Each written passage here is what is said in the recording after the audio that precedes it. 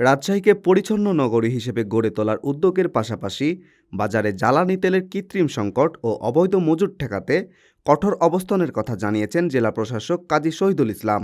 তিনি বলেছেন, কোনোভাবেই অবৈধভাবে তেল মজুত করতে দেওয়া হবে না। এ ধরনের অনিয়মে জড়িতদের বিরুদ্ধে জরিমানাসহ কঠোর আইনি ব্যবস্থা নেওয়া হবে। প্রত্যেকটি স্থানে তন্ন তন্ন করে খোঁজা হবে 1 লিটার তেল যাতে কেউ স্টোর করতে না পারে। যেখানে সরকার একটি বৈশ্বিক ক্রাইসিস চলতেছে, সরকার কোটি কোটি টাকা ভর্তুকি দিচ্ছে, আমরা চাচ্ছি প্রপার ডিস্ট্রিবিউট হোক। শনিবার সকালে পবা উপজেলার কাটাখালী পৌর বাজারে পরিচ্ছন্নতা অভিযানের উদ্বোধন শেষে সাংবাদিকদের প্রশ্নের জবাবে তিনি এসব কথা বলেন। রাজশাহীকে একটি পরিষ্কার পরিচ্ছন্ন নগরী হিসেবে গড়ে তোলার যে প্রতিশ্রুতি প্রশাসন দিয়েছিল তার বাস্তবায়ন ইতোমধ্যে শুরু হয়েছে। সম্প্রতি পরিদর্শনকালে বরেন্দ্র কর্তৃপক্ষের ফেলে রাখা একটি ড্রেনের অসম্পূর্ণ কাজ দ্রুত শেষ করার উদ্যোগ নেওয়া হয়েছে।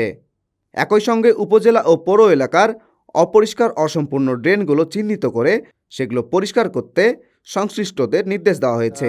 জেলা প্রশাসন থেকে পরিষ্কার একটি নগরী করার প্রতিশ্রুতি নিয়েছি। প্রতিটি অংশ পরিষ্কারের অংশ হিসেবে আমি আজকে এখানে ভিজিট করেছি। এখানে বরেন্দ্র এই ড্রেনটি যেহেতু করেছে, এর অংশ বাকি ছিল, এটি আমরা ইমিডিয়েট সম্পন্ন করার জন্য উদ্যোগ গ্রহণ করেছি। এ সময় উপস্থিত ছিলেন রাজশাহী স্থানীয় সরকার শাখার উপপরিচালক মোহাম্মদ জাকিউল ইসলাম, অতিরিক্ত জেলা প্রশাসক সার্বিক মোহাম্মদ সবুর আলী, অতিরিক্ত জেলা প্রশাসক রাজস্ব মোহাম্মদ মহিনুল হাসান এবং উপজেলা ভারপ্রাপ্ত নির্বাহী কর্মকর্তা মোহাম্মদ মেহেদী হাসান সহ প্রশাসনের অন্য কর্মকর্তারা।